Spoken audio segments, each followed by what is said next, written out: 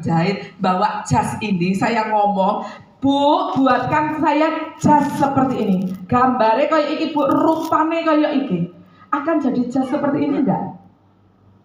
Ya, jadi jas yang kita banyak interaksi ya, supaya nggak ngantuk, supaya kita paham. Jas yang akan jadi itu persis sama seperti ini ya. Berarti menurut contoh gambar dan rupa yang tak bawa ke penjahit. Contoh lagi, punya gambar dan rupa, Kemendikbud memberikan perintah bahwa seluruh seragam SD itu modelannya kayak gitu, merah putih gitu ya. Laki-laki kayak apa, perempuan kayak apa. Kemendikbud tidak ngasih seragam satu-satu, hanya ngasih gambar dan rupanya, modelnya saja. Ya kayak gini ya, dijahit siapapun, gambar modelnya baju SD itu ya wis kayak gitu, semua seragam. Jadi kita paham kalau Allah kita ini diciptakan gambar dan rupa Allah, berarti modelannya ayah Allah kayak apa? Kayak kita kan. Tetapi dia di dalam kemuliaan. Makanya Tuhan ngomong apa? Tanganku tidak kurang panjang untuk menolong. Punya tangan Tuhan. Telingaku apa?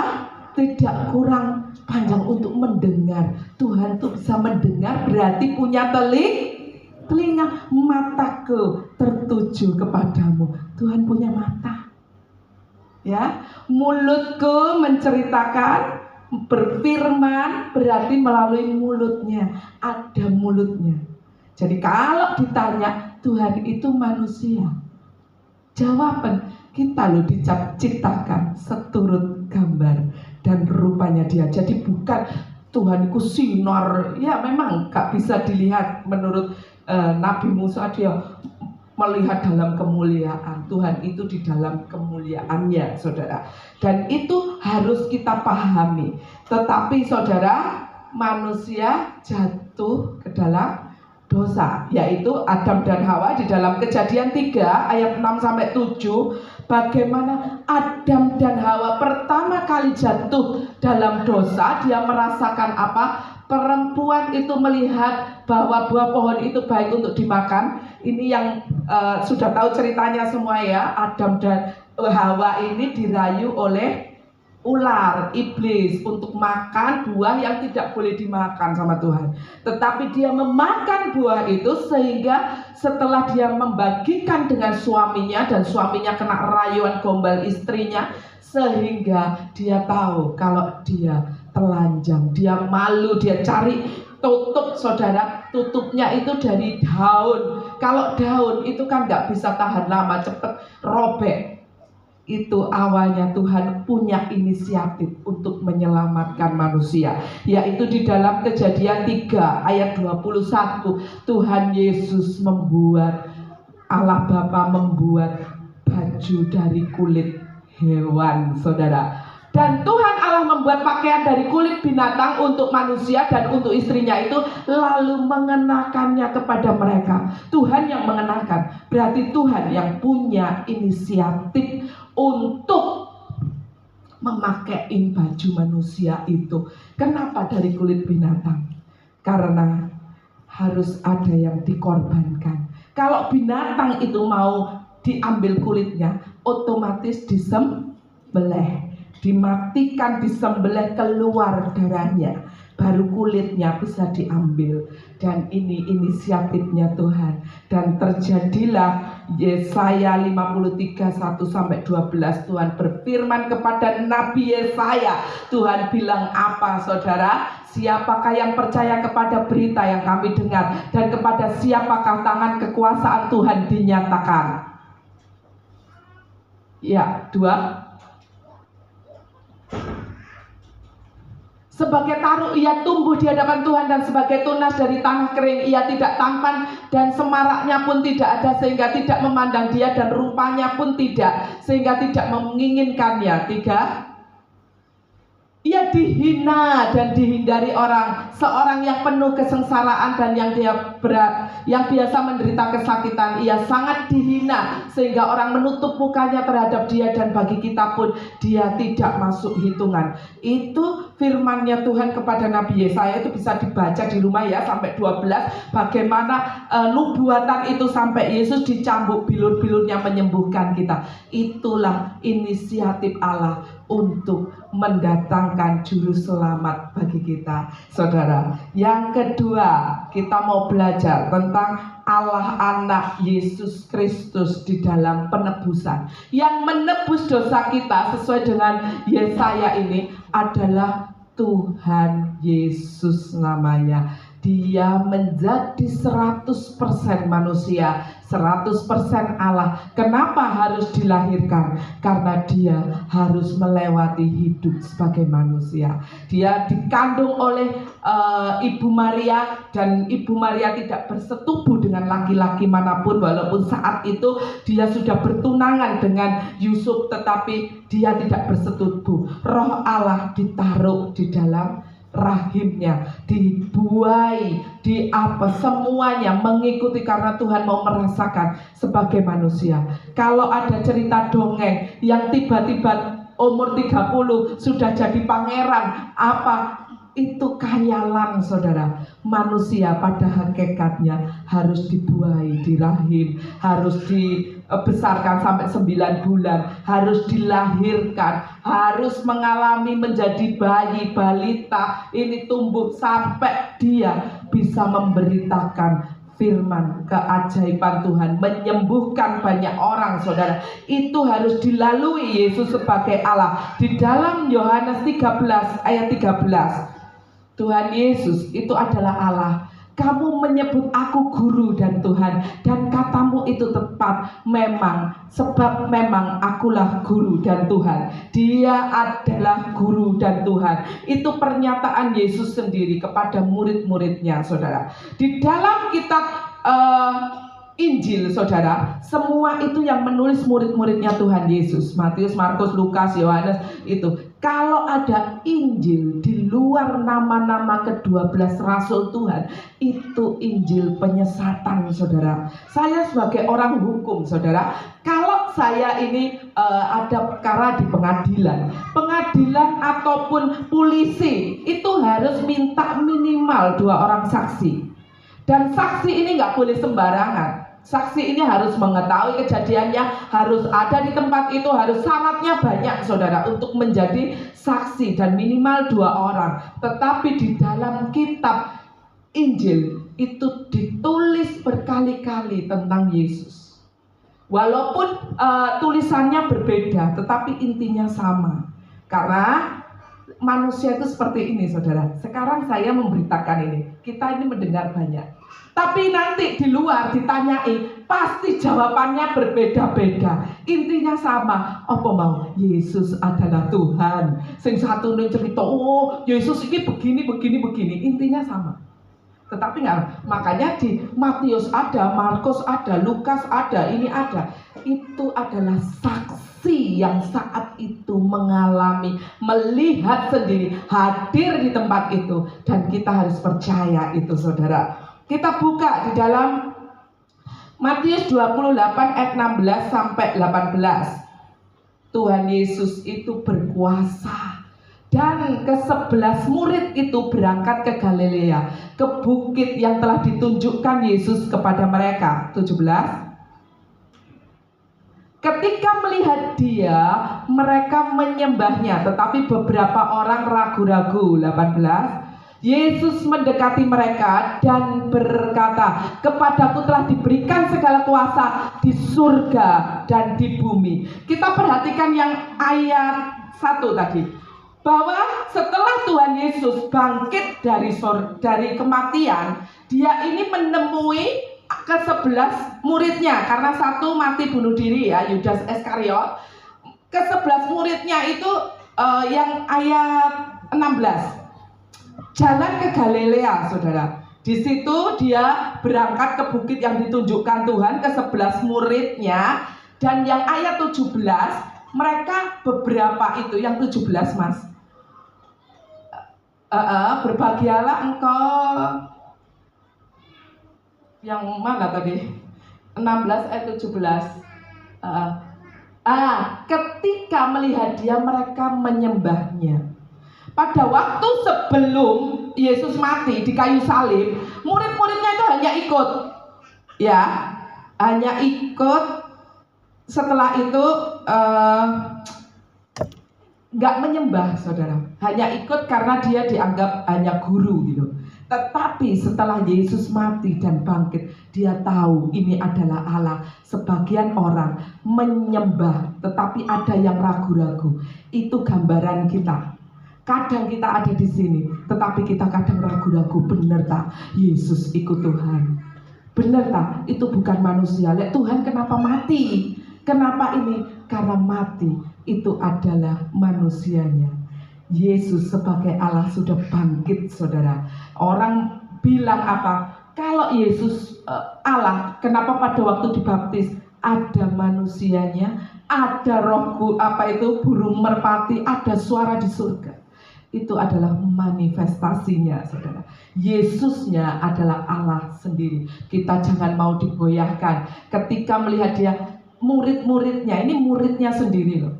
Setelah lihat bangkit, nyembah. Yang dulunya anut gerubuk melok, walaupun dia tahu dia tahu Yesus itu menyembuhkan, memberi makan 5.000 orang. Ini, tetapi ya dia cuman percaya gitu. Tetapi belum 100% dia percaya bahwa itu Allah. Tetapi setelah dia melihat apa yang difirmankan terjadi, 3 hari bangkit dari kematian, dia menyembah, disembah Tuhan. Dan yang ragu-ragu dikatakan apa? Ayat 18.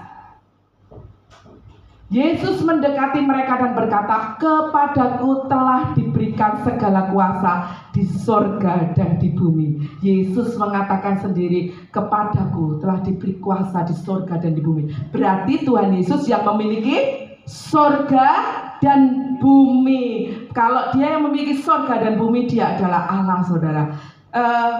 Bapak Gembala memiliki rumah ini. Tiba-tiba saya datang masuk, saya bilang, Pak, ini kamar mandinya salah, mestinya di sini, taruh meja makannya sini.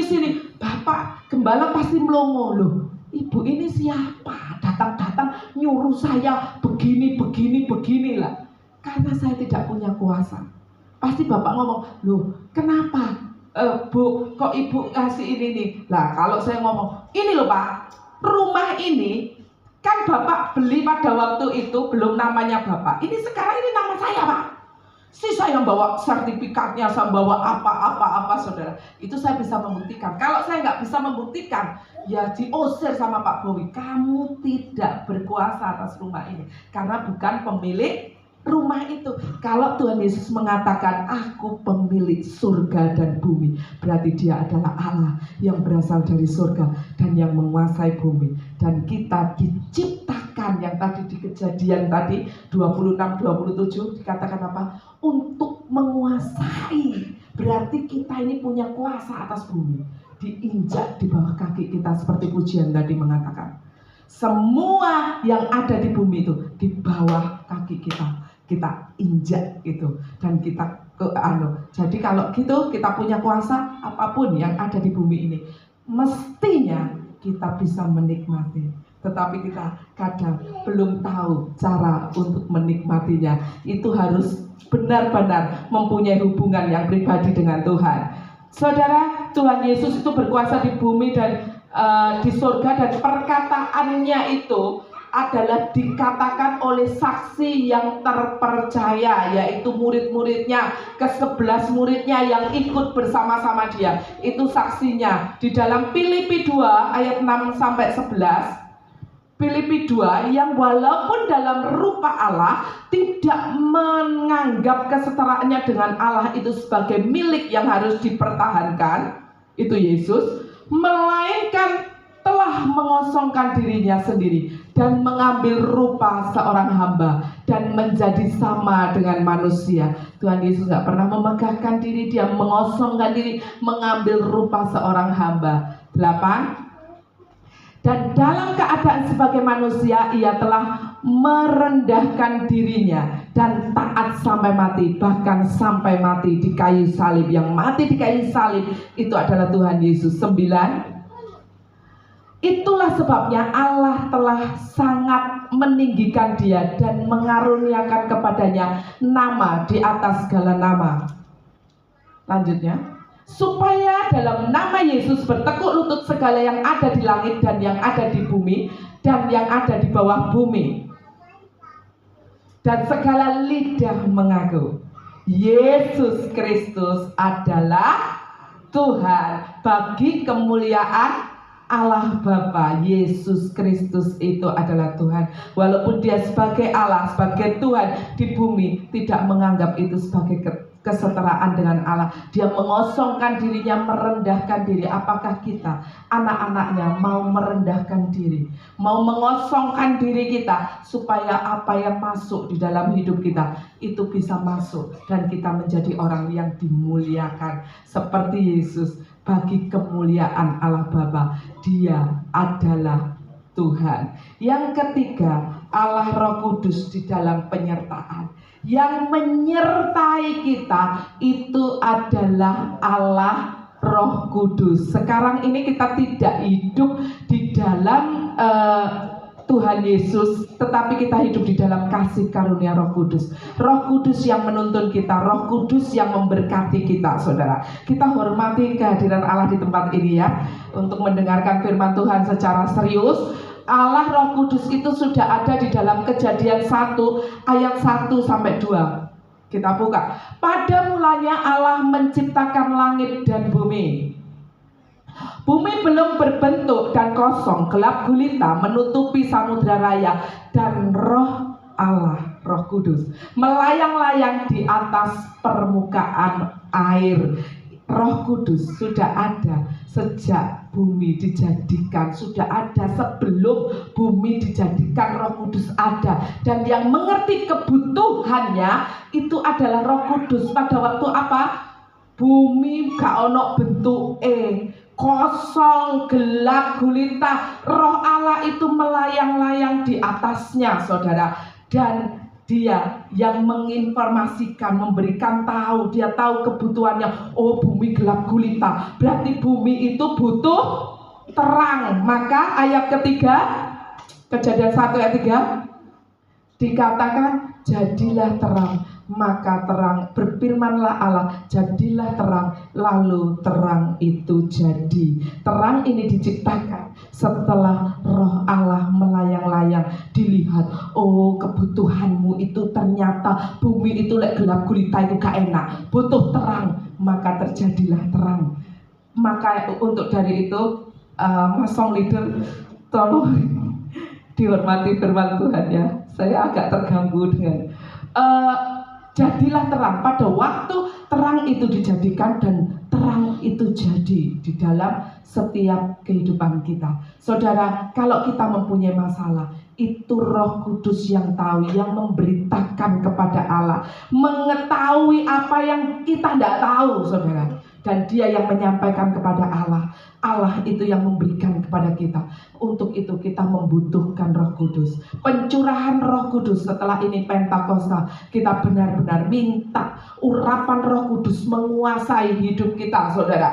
Apa peranan Roh Kudus di dalam hidup kita? Menginsapkan kita dari dosa. Jadi kalau kita punya dosa, kesalahan, yang bisa menginsapkan kita dengan Tuhan, itu adalah Roh Kudus yang membantu kita. Yang kedua, menguduskan orang percaya. Kita dikuduskan oleh kehadiran Roh Kudus, memimpin kita di dalam kebenaran. Kalau hidup kita itu berjalan sendiri, kita belum tentu benar. Tetapi bersama Roh Kudus, dia yang memimpin kita kepada kebenaran. Makanya kalau kita merasa ada yang negur kita nggak benar, ditegur, kamu kok kayak gini, nggak boleh ini. Itu Roh Kudus, jangan dilawan. Kalau dilawan, itu akan menghantam hidup kita, saudara. Roh Kudus itu yang menghibur. Kalau kita susah, kita sedih, itu Roh Kudus yang menghibur kita, memberi penghiburan, membimbing kita dalam berdoa. Terkadang kalau kita punya masalah, kita tidak tahu harus berdoa bagaimana. Kita selalu bingung untuk memikirkan masalah itu. Bagaimana solusinya, bagaimana pembenarannya, bagaimana ini. Sehingga kita nggak bisa berdoa. Tetapi percayalah, di saat engkau berkumpul, bersekutu dengan Roh Kuduslah yang bercerita kepada Tuhan. Mungkin kau hanya mengeluarkan air mata, tapi di dalam hadirat Allah. Tetapi Roh Kudus itu yang akan menyampaikan keluhan-keluhan kita yang tidak tersampaikan itu kepada Allah.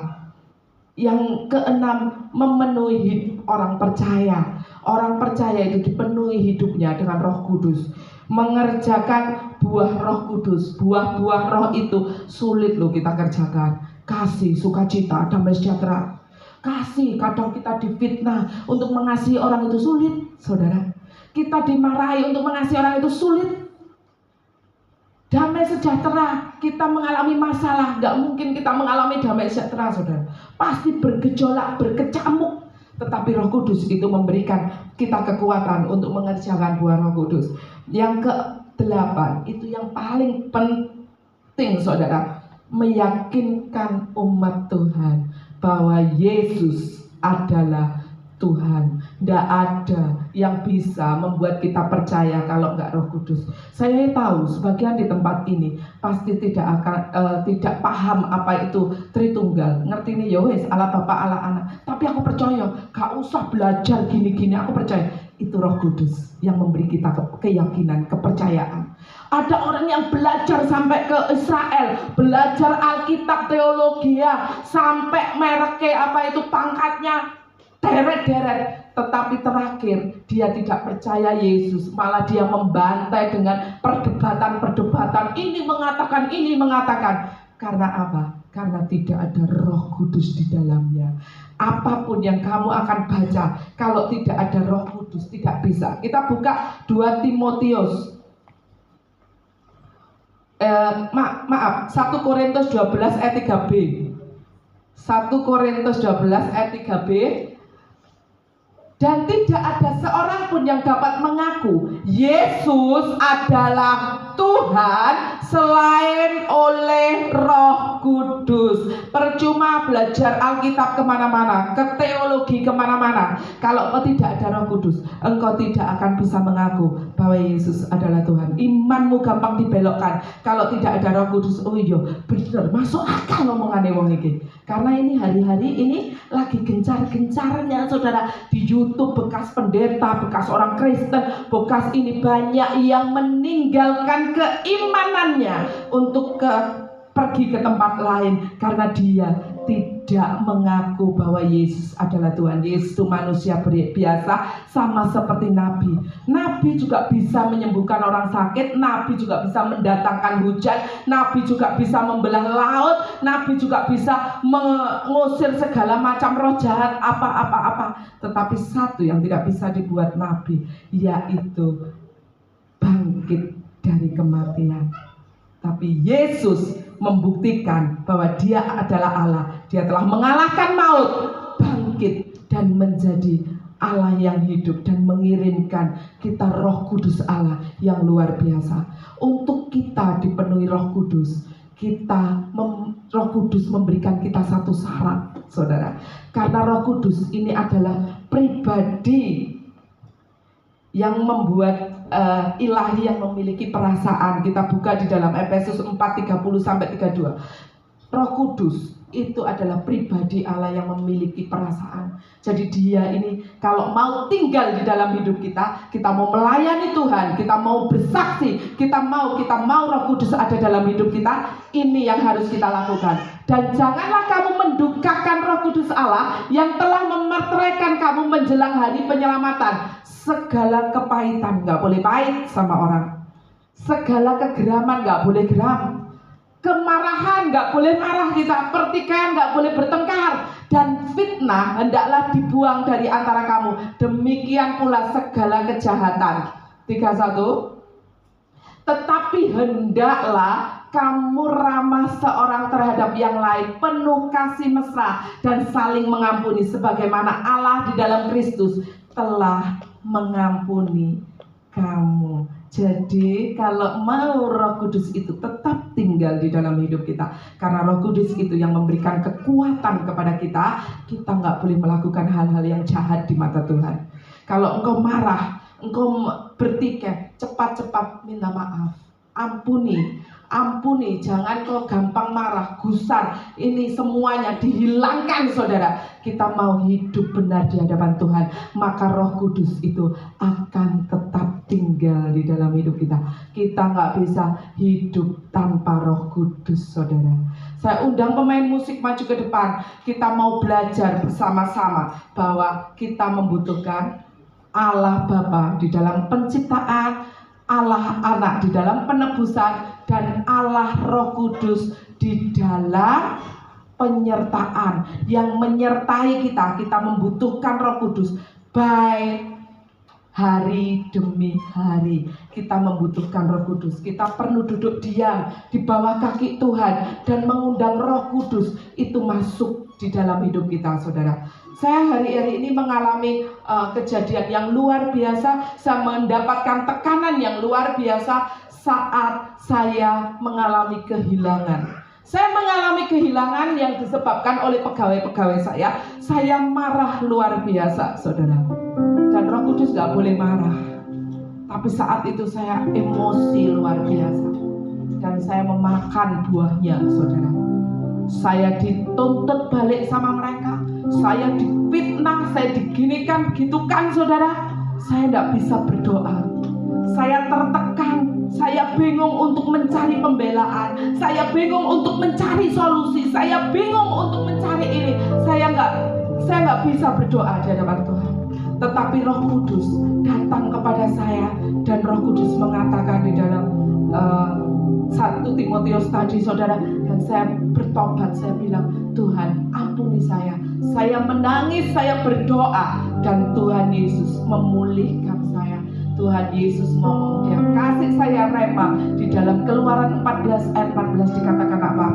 Aku yang akan berperang dan kamu akan diam saja. Saya diam, saya ambil waktu dengan Tuhan. Tuhan yang berperang. Dan masalah itu walaupun belum selesai, tapi saya sudah tahu arahnya kemana.